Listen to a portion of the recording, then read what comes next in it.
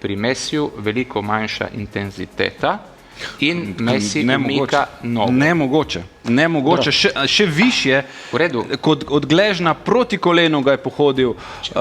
Situacija nevarna, obrnilo mu je gležen, se pravi, intenziteta je, namere ni bilo ne v enem, ne v drugem primeru, se strinjam, ampak zakaj Balogun rdeč karton, Messi ne? Iz preprostega razloga, ker tu ni tako velike intenzitete in ne ogroža varnost. In še ena stvar, absolutno je intenziteta.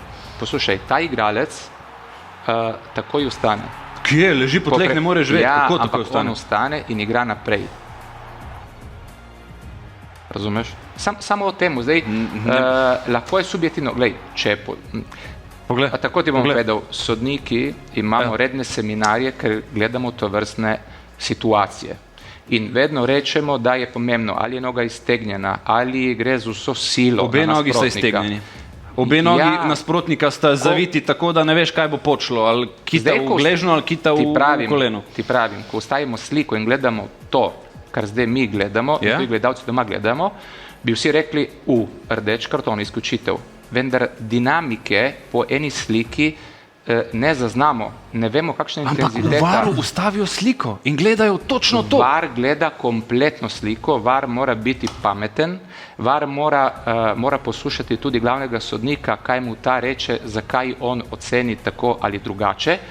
In če se razlaga glavnega sodnika približa realni sliki, ki jo potem gleda na monitorju VAR, in potem tu ni intervencije. Če bi ga sodnik sam izključil, potem absolutno ne bi bilo intervencije, da to ni izključitev. Razumeš? To je siva cona, to niso črno-bele situacije in vedno bodo obstajale take situacije.